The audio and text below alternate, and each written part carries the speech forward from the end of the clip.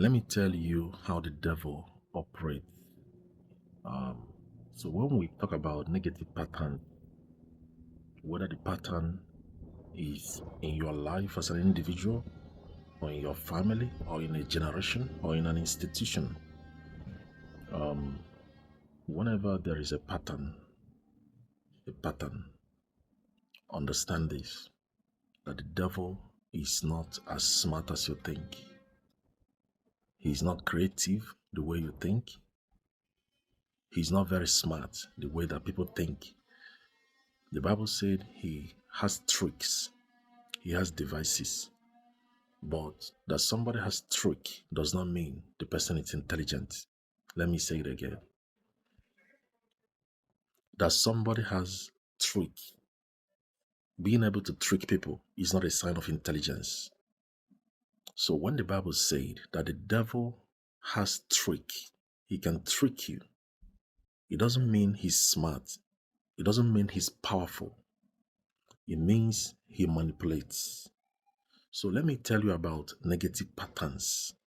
When the devil strikes a person or a family and succeeds, let's say he attacks a family with the spirit of death and somebody dies, and he discovers that in that family, nobody cares to start praying. Nobody starts to pray. Maybe they blame it to a biological reasons or medical reasons, or some people will say God has brought, God has taken. That's what people say, especially those in Africa. They say God brought and He has taken. When devil understands or finds out that you are ignorant, he strikes you on a particular area in your life or your family institution, and it goes through. He succeeds. Let me tell you what happens. He will come back and focus in that area. So what am I trying to say? The devil focuses in the area that you ignore. The very thing you're not paying attention to it. You've not started to pray. You don't care to raise a prayer altar in your family, in your life, start fasting, dealing with that situation.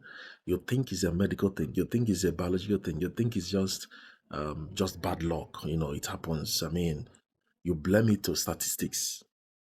The moment the enemy finds out that he's able to succeed in a particular thing the first time in your family, in your life, he strike the first time and he succeed, he will focus on it. That he's going to focus on that thing, and he will keep striking in that area. He will keep hitting the family in that area until somebody in that family, or until the person that is being afflicted will say, no, something is wrong here. This is a pattern. We need to raise a prayer altar. We need to go into fasting. We need to call a man of God to pray. We need to break a curse in this family. Something is wrong with my life. This is not how I'm supposed to live. This cannot keep happening. If you don't come to the point where you say, enough is enough, this should not continue to happen, Satan will keep using that to torment you. He's not smart. He just knows how to focus. Satan knows how to focus. He can focus. He can be consistent. The Bible says he comes to steal, to kill, and destroy. What does he steal? He steals the very thing that you are not guarding. That's what he's stealing. He's stealing the very person that you are not protecting in your family. Maybe your child or your spouse or your business or your finance. Something you are not protecting. That's what the devil focuses on. You are not praying about it. You don't have a prayer altar around it. You don't care to.